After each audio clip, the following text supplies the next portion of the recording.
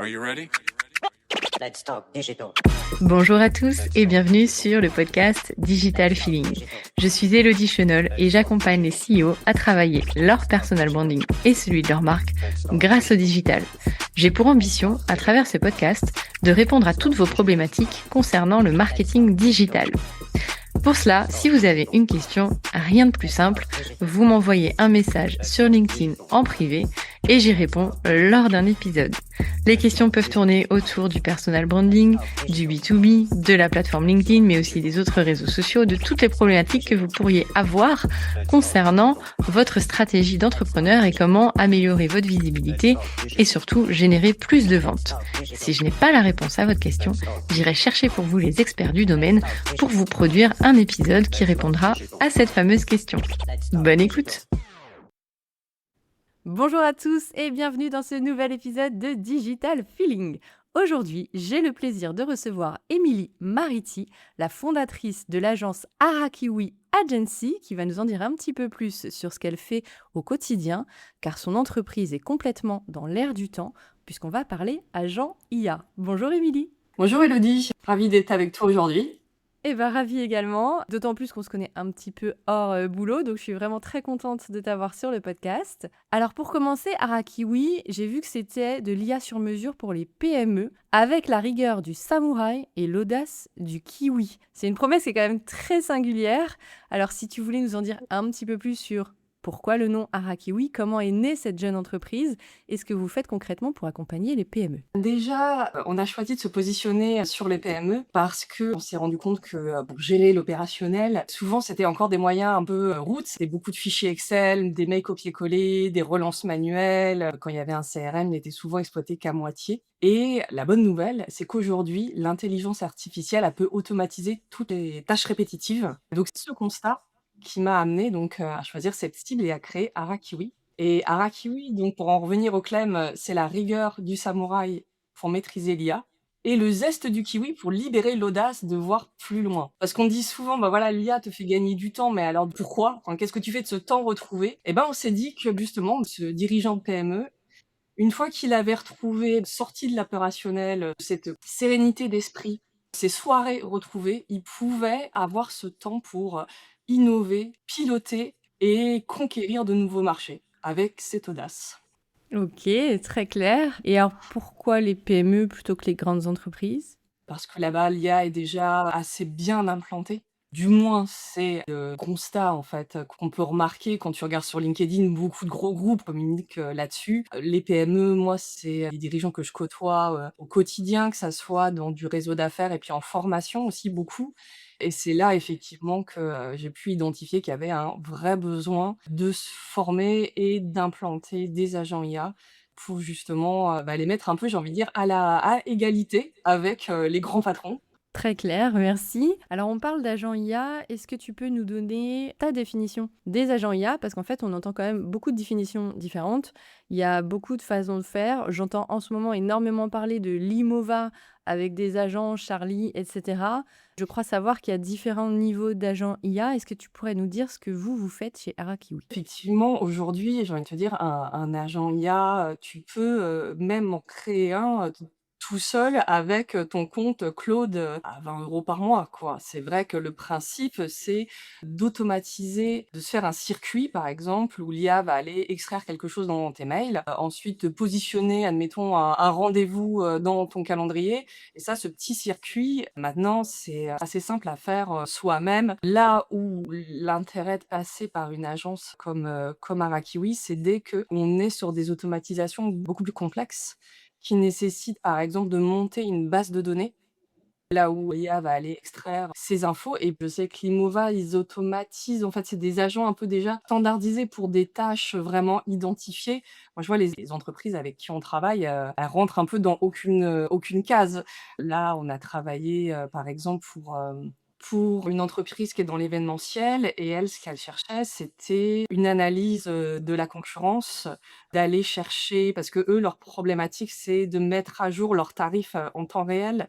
Donc il y avait ce type d'automatisation à mettre en place, que le devis puisse se générer, d'avoir un dashboard de pilotage, enfin, tu vois, il y avait vraiment différentes briques qui là nécessitaient vraiment, du sur mesure pour avoir quelque chose d'opérationnel et qui puisse ensuite évoluer. Et pareil aussi, le fait de passer par une agence, c'est de former aussi les équipes.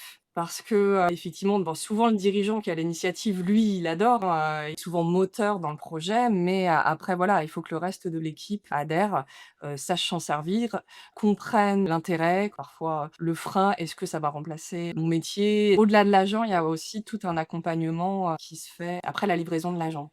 Alors, tu as parlé de développement sur Claude, mais vous développez pas sur Claude, justement. Vous faites des solutions sur mesure?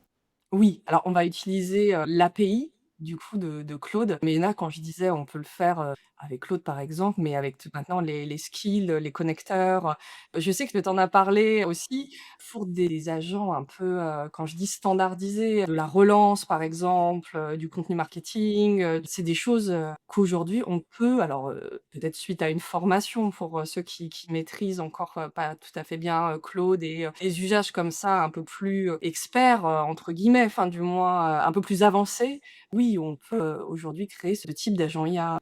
Merci. Dans ma dernière newsletter, justement, je définissais un agent IA comme un système capable de percevoir, raisonner, décider et agir de manière autonome, à la différence d'un chatbot. Sauf que tu l'as très bien dit, la plupart des dirigeants, finalement, disent oui, oui, on veut faire de l'IA, mais ils n'ont pas forcément une idée bien claire de ce qu'est l'IA et surtout la différence entre un assistant et un agent. Faites comment chez Arakiwi pour réussir à lui expliquer cette distinction? On leur dit, bah, effectivement, c'est l'assistant, il reste dans ton interface. ChatGPT, il ne peut pas, en sortir, il peut pas extraire des données, d'un email, il peut pas effectivement avoir la main, sur des outputs, par exemple sur l'agenda, comme je disais, renvoyer un mail en extérieur. Donc c'est vraiment les GPT, par exemple, James sur, Gemini. Enfin voilà, tu es dans un écosystème, qui reste, dans ChatGPT ou Gemini. Là où l'agent, donc j'en parlais tout à l'heure, sort de cet écosystème et bah, le chatbot, lui, c'est plus un système aussi réactif, c'est-à-dire qui répond à une requête dans un périmètre, défini, là où effectivement l'agent est capable de percevoir son environnement et de raisonner et d'exécuter des actions.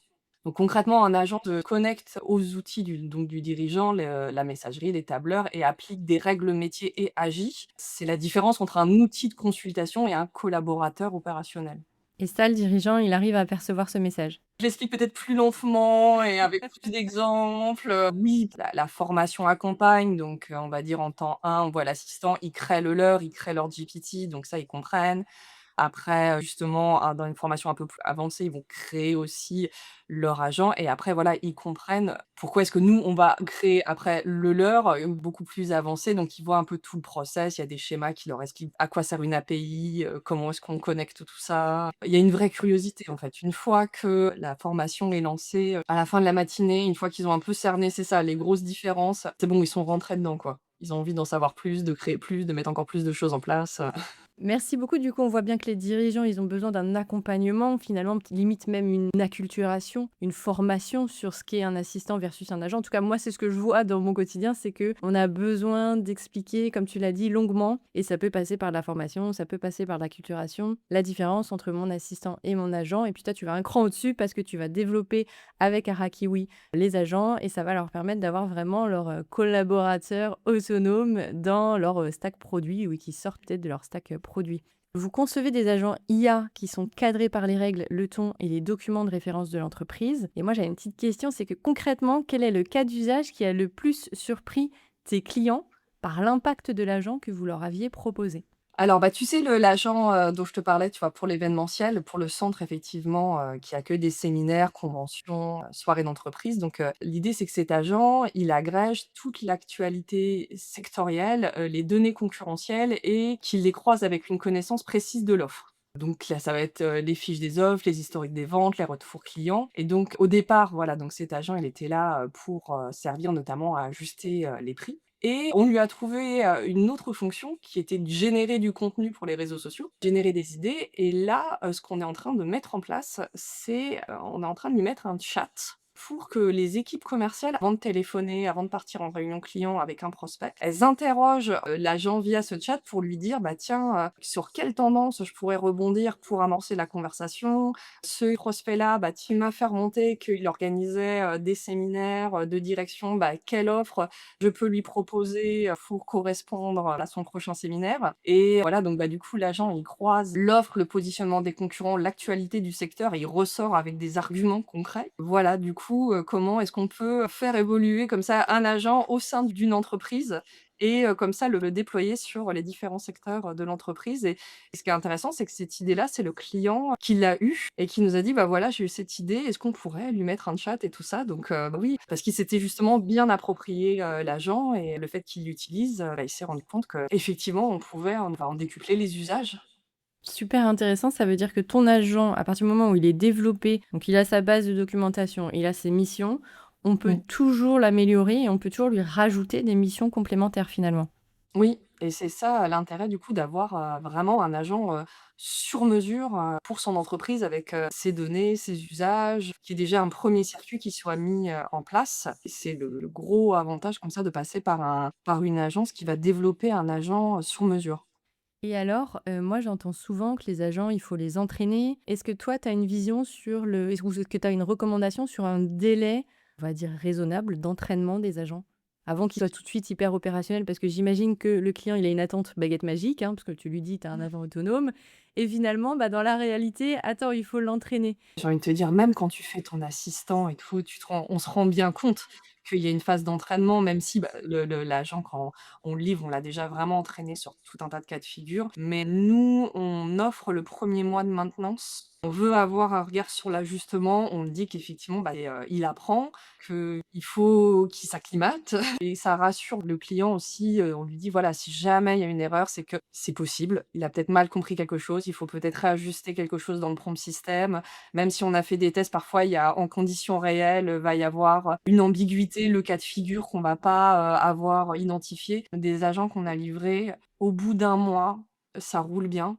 On continue, nous, après, on offre, ensuite, on propose une maintenance, mais ça va être, là, de ce qu'on a constaté, plus pour de l'évolution, pour du réajustement, mais suite où justement, ça va être à l'initiative du client, pas parce que l'agent va mal répondre, mais parce que lui va se dire: «Bah non, voilà, je voudrais lui faire dire ça en plus» ou «Je voudrais réajuster, voilà, ce type d'infos» pour faire évoluer aussi, en fonction des modèles.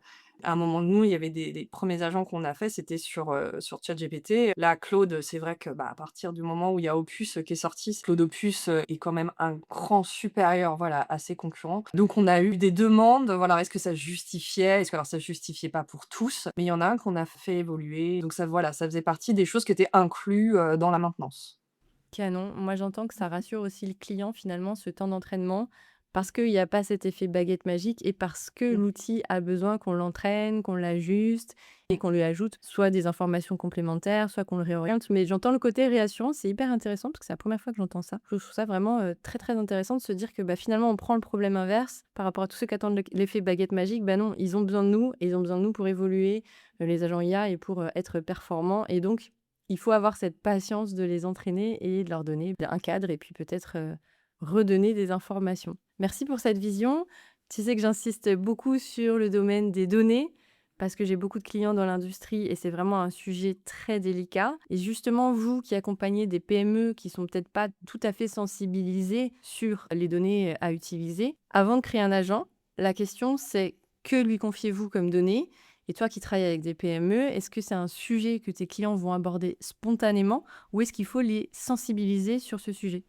Sur la question de la confidentialité et de la sécurité, bah, déjà, effectivement, la question des données, nous, comme je te dis, chaque agent qu'on met en place, souvent, on monte toute la base de données. Donc il y a déjà tout un travail, de centralisation, de structuration et qui peut prendre plusieurs semaines. C'est, ce travail-là, il est assez présent et donc du coup, bah, la question effectivement, de la confidentialité, bon, c'est un sujet qu'on adresse dès le départ et déjà, nous, tous les agents qu'on a mis en place, on a signé des clauses de confidentialité, avec les clients justement, bah, pareil, il y en a, c'était à leur initiative, d'autres, où c'était à la nôtre, mais quoi qu'il en soit, au moins comme ça, ça donnait un cadre et ensuite, on leur explique qu'on s'appuie sur des API sécurisées. Voilà, ça aussi, ça fait partie quand on dit de l'acculturation, il y en a, ils pensent qu'on va utiliser ChatGPT, mais le chat, ChatGPT où effectivement, bah, ils ont entendu qu'il faut donner aucune donnée sensible, et c'est vrai que, ne serait-ce que par exemple, on se rend compte, que, même en entreprise, ils utilisent, des ChatGPT qui sont pas des comptes entreprises, qui sont des comptes, perso, voilà, qu'ils utilisent à 4-5 et qui sont à jamais allés dans les paramètres, pour faire en sorte qu'il y ait pas d'entraînement. Donc, bon, déjà, ils découvrent ça et voilà, après donc on les sensibilise sur le fait que les accès effectivement, sont cloisonnés quand on utilise, l'API, que chaque agent aussi n'a accès qu'aux données dont il a besoin, qu'on a mis dans la base de données, que ça va pas chercher, je sais pas, sur le Dropbox ou sur le Drive dans l'entreprise. Il y a un imaginaire aussi qui se met autour, de ça. Te rejoins, moi, effectivement, en formation, à décocher, améliorer le modèle pour tous, c'est une des premières choses qu'on fait quand on utilise ChatGPT. Après, parfois, bah, c'est des soucis budgétaires. Et c'est vrai que tu as utilisé le terme imaginaire, mais c'est parce qu'aujourd'hui, on a quand même pas mal de connecteurs où ils vont chercher directement dans les Dropbox, etc. Et c'est ça qui est effrayant et c'est ça qui fait se dire aussi que bah, si tu fais un agent IA, il va chercher partout. Il n'y a pas forcément de mur et de cloison, comme tu l'as si bien dit. Et donc, parce que vous le développez, vous le faites, c'est Ouais. votre métier. Mais c'est vrai que quelqu'un qui va cliquer sur un Claude ou sur un GPT en disant j'accepte tous les connecteurs, là, il y a un danger. Ouais. Après, j'ai envie de te dire, même sur Cowork, que tu lui donnes un accès à un dossier, mais où voilà, il faut pas non plus cliquer n'importe où. Aussi que, pareil, le collaborateur en entreprise, il mette pas ses contrats clients. Il y a une acculturation aussi à faire et dans le cadre de l'agent, voilà, comme la base, on la monte aussi au moment où on monte la base de données, il y a aussi un tri, autour de ça, de bien dire: «Voilà, on met ça, est-ce qu'on est tous d'accord?» Après, sinon pour, ce qui est hébergement, pour un client en particulier, on a mis un serveur en place en interne. Parce que lui avait une vraie angoisse, mais qui était légitime pour ses données. Donc maintenant, c'est accessible en plus, hein, de mettre des serveurs en interne. Donc on a l'API de Mistral, enfin on a fait en sorte de mettre le plus de réassurance dans ce projet-là. Et il faut effectivement, quoi. Il faut répondre à ces questions-là, à ces exigences. C'est tout à fait légitime. Bah, je te remercie parce que c'était une des questions que j'allais te poser. Est-ce qu'il y avait un enjeu de souveraineté par rapport à tes clients? Mais bah, du coup, tu viens de l'illustrer, donc merci pour ça. Et c'est vrai que pour la partie données personnelles, RGPD, déjà, ça parle pas forcément à toutes les entreprises. Nous, on est dans le market depuis des années, donc évidemment, RGPD 2018, enfin nous, c'était l'échéance en tout cas. Moi, en plus, j'ai dû le mettre en place. Donc ça me parle vraiment fortement, mais il y a énormément de personnes qui ne savent pas ce qu'est RGPD, qui ne connaissent pas les règles de bah, je ne partage pas les données personnelles, je ne partage pas les données personnelles de mes clients. Et c'est vrai que c'est un des premiers, finalement, axes de l'acculturation, de la formation. C'est bien d'expliquer qu'on ne peut pas partager ces données-là et jusqu'où on peut aller, en tout cas, dans l'exploitation des outils tels qu'ils existent aujourd'hui, quand on n'a pas de solution sur mesure, et comment on peut bah, justement ne pas partager ces données-là. Ouais, tout à fait et c'est vrai que moi aussi sur, le blog, d'Arakiwi, c'est des sujets qu'on aime traiter, un peu comme toi. Parfait, j'irai voir tout ça. Tu cites un chiffre fort, justement, sur ton site internet, avec 89% des équipes adoptent l'IA après une formation. Qu'est-ce qui explique ce gap entre découvrir l'IA tout seul et l'adopter vraiment après avoir été formé, selon toi? Bah, c'est vrai que quand on se forme seul, qu'on regarde des tutos, il y en a des super et moi-même j'en regarde énormément, mais ça reste, de la théorie. Moi, je sais que du coup, je vais pratiquer tout de suite, mais il y en a beaucoup, bah, ils vont regarder, ils vont trouver ça génial et puis après, bon, bah, ils disent: «Bah, on va faire ça plus tard» et bon, bah et devant le plus tard en question, ils se retrouvent démunis, ils savent plus comment faire. Alors que c'est vrai que, bah, en formation, quelque chose qu'on voit en théorie ou en démonstration, tout de suite après, on passe à la pratique et à la pratique sur des cas réels de l'entreprise. Mais je crois que ça se passe aussi pour toi comme ça en formation où en définitive, il y a beaucoup plus de pratique que de démonstration et puis, on revoit plusieurs fois la même chose au cours de la journée, quand, par exemple, formation que je vais faire, en niveau 1 où c'est beaucoup autour du prompting, ben, on le revoit, à chaque exercice, on recommence, quoi. À la fin, c'est bon, ils sont rodés. En fait, c'est ça, c'est cet ancrage, dans le réel qui va faire la différence. Je te rejoins, la pratique, il y a que ça de vrai parce que avoir de la théorie pendant 3 heures déjà, bah, ça parle, enfin c'est rapide, mais c'est pas concret et c'est vrai qu'effectivement la pratique, c'est ce qui permet de s'ancrer, tu l'as bien dit, puis la montée au fur et à mesure crescendo de, j'apprends à prompter versus j'ai prompté la journée et puis, bah, à chaque fois, j'ai augmenté des choses, bah, ça permet de bien pouvoir ensuite l'utiliser dans son entreprise avec des cas qu'ils ont eu avec leur entreprise. Est-ce que toi, en formation justement, tu rencontres chez les participants une peur de l'IA? Des gens qui se disent: «Bah, en fait, l'IA va me remplacer» et du coup, comment tu fais pour la retourner en levier d'engagement? Effectivement, la peur de l'IA va me remplacer, je crois que c'est la peur, numéro un que je rencontre en formation, plutôt en formation d'équipe quand je fais de la coaching individuel, la personne est voilà, est très ouverte, mais quand c'est une équipe, bah, chacun arrive avec sa sensibilité et cette peur-là revient. Par exemple, je me souviens d'une formation où on créait un assistant, donc là l'exercice c'était autour de la rédaction d'un post de réseau social et il y avait la responsable, marketing qui à un moment donné, un peu, par provocation, commence à dire: «Bon bah voilà, je sers plus à rien». Sauf que bon, une fois qu'on a vu ce que produisait l'assistant, bah, c'est voilà, il produisait, une trame, hein, qui était très propre, mais la valeur ajoutée justement de cette responsable marketing, bah, c'était, d'y apporter, son regard sur le positionnement, sur le ton, sur quel sujet allait, résonner, avec la cible et en gros, son expertise, elle était essentielle. L'IA prenait en charge, la structure, mais on va dire ce qui pouvait déjà permettre de gagner du temps et après, voilà, c'était comment elle allait, justement, s'approprier ce poste pour en faire quelque chose, d'authentique. L'idée, voilà, c'était de lui montrer, bah, qu'elle pouvait, gagner du temps, consacrer plus de temps à l'appropriation et à la singularité du poste, vu qu'il y avait déjà une première trame qui avait été posée, par l'assistant. Hyper intéressant. Moi aussi, j'ai des clientes. C'est plutôt les femmes qui l'expriment. En tout cas, s'il y a des hommes qui ont eu peur, ils me l'ont jamais dit, en tout cas en formation. Mais c'est vrai que c'était souvent féminin, une même typologie de personnes, des personnes qui sont en poste depuis longtemps, qui ont une habitude de faire les choses d'une certaine façon et qui se disent que bah, l'IA, elle est là pour les remplacer et que de toute façon, ça va rien leur apporter. Et c'est marrant de voir comment au début de formation, ils sont quand même assez fermés et comment au fur et à mesure, quand ils comprennent ce qu'ils peuvent faire, quand ils comprennent qu'ils ont de la valeur et qu'ils doivent justement orienter, bah, la réponse de l'outil et l'entraîner, bah, finalement: «Ah, c'est pas mal finalement, je ferais bien ça comme ça». J'en ai eu une moi en formation qui vraiment au début est venue hyper fermée et qui est repartie avec sa liste de: «Bah, alors je veux faire ça, je veux faire ça», enfin vraiment sa roadmap, tu vois? Mais c'est vrai, hein. C'est Comment tu souvent les fais personnes motiver? qui sont les plus enthousiastes, en fin de formation. On parle beaucoup d'agents IA, du coup de multi-agents, d'orchestration, de systèmes autonomes. Pour une PME qui commence tout juste, par où on commence sans se perdre? Bah, moi, ce que je leur dis, c'est déjà d'identifier une tâche à fort volume et à faible valeur ajoutée. Par exemple, là, j'ai eu un audit, avec, le responsable d'un cabinet de courtage qui reçoit des bordereaux de commission en PDF, qui les saisit manuellement dans son Excel. Donc c'est complètement chronophage. C'est potentiellement aussi, source d'erreur. Ça n'a aucune valeur ajoutée, là où un agent IA, il peut extraire, structurer et mettre les données tout seul dans l'Excel.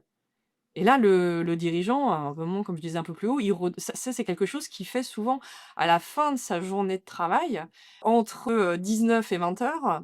Donc saisir, c'est ça, voilà, de la donnée, qui vient d'un PDF dans son Excel, entre, 19 et 20. Clairement, mettre en place, un agent pour ça et c'est vraiment bonus. Lui, cette tâche dont il l'a identifiée, tout de suite. D'ailleurs, c'est pour ça, qu'il m'appelait et voilà, après, une fois que ce premier agent, il est, déployé, donc il est ciblé, il a des règles métiers qui sont claires, on mesure l'impact, on forme les équipes.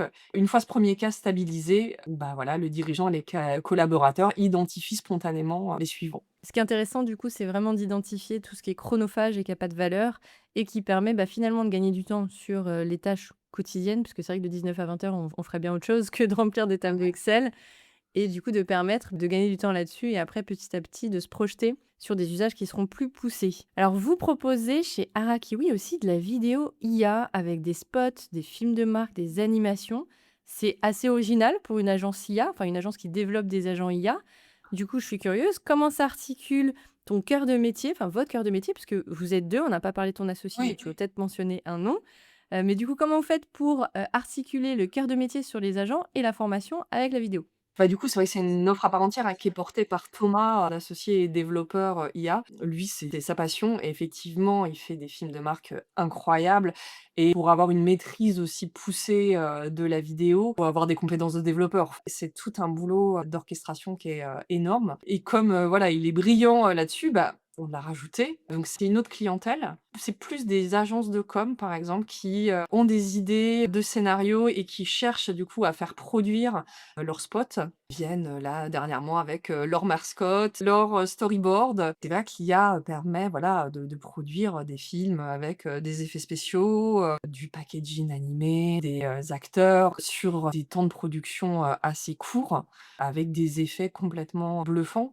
déclinable en multiformat, en multilangue, très rapidement. Donc nous, c'est une autre porte d'entrée et qui après, potentiellement, débouche sur de la formation, sur de l'argent, on n'a pas encore eu, mais oui, on a eu, une demande de film après où, la responsable de l'agence de com avait envie, d'en savoir plus pour de la formation, donc c'est intéressant aussi. Hyper intéressant. Merci pour ce partage. On arrive à l'issue de cet épisode. J'ai une dernière question. Si tu devais donner un conseil à un dirigeant de PME qui veut se lancer dans les agents IA en 2026, ce serait lequel? Je dirais qu'un agent bien déployé sur un cas concret, ça change la façon dont une équipe se projette sur l'IA. C'est ce premier pas qui ouvre tout le reste. C'est beau. Merci pour ce partage. Si on veut te retrouver, on tape Émilie Mariti sur LinkedIn. Ton associé, c'est Thomas Lapierre. Thomas Lapierre, qu'on va retrouver aussi sur LinkedIn. Sinon, on va sur le site de l'agence Arakiwi. Merci beaucoup d'avoir répondu à toutes mes questions. Merci à tous d'avoir écouté cet épisode et je vous dis à bientôt. Merci Elodie, merci à tous. Thank you. You're welcome. Let's talk digital. J'espère que ce podcast vous a plu. Si vous avez aimé cet épisode, n'hésitez pas à soutenir le podcast en laissant une note et un avis sur Apple Podcast ou sur vos plateformes d'écoute. Ça me permettra de remonter et de pouvoir partager à d'autres entrepreneurs les réponses que vous vous posez. Merci à tous, à bientôt.